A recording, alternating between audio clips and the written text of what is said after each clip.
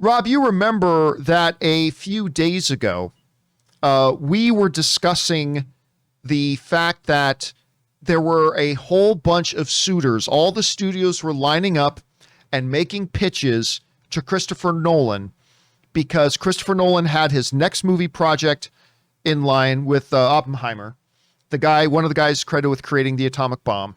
And all the studios were lining up, including some non-traditional players like Netflix were lining up. They were saying, like, we're willing to do whatever it takes to sign Christopher Nolan and get into the Christopher Nolan business. And all the studios were making pitches, including Warner Brothers, a studio that Christopher Nolan was looking to divorce himself from.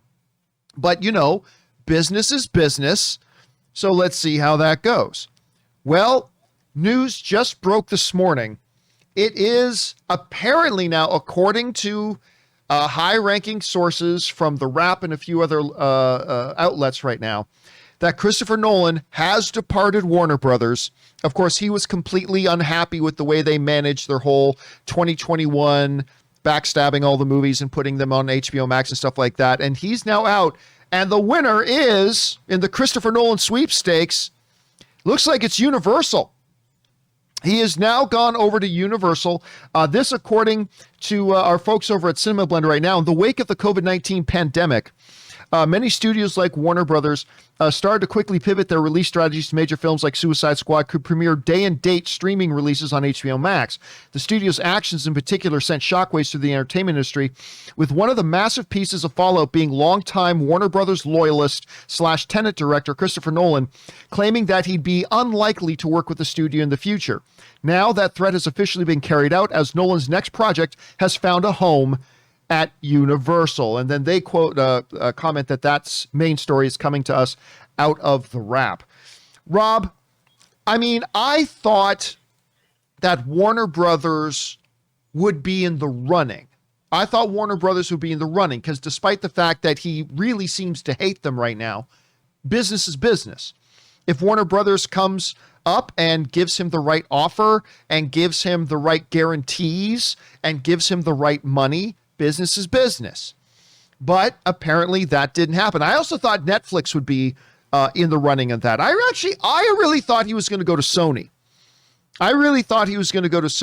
But apparently he has found what he considers to be his right dancing partner in the folks over at Universal. And you know what? I think this is going to work really well.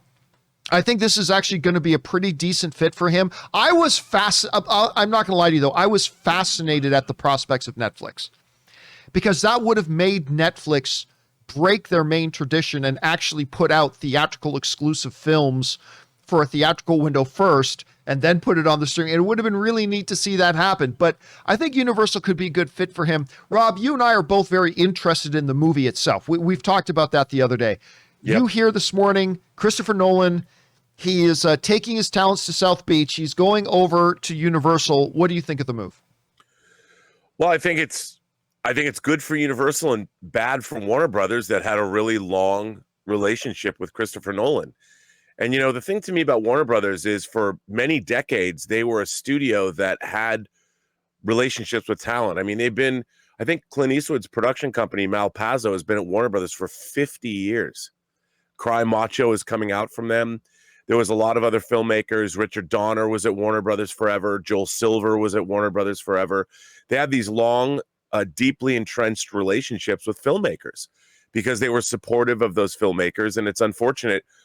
Nolan did so much great work. I know Interstellar was a co-production, but on one hand, you know what?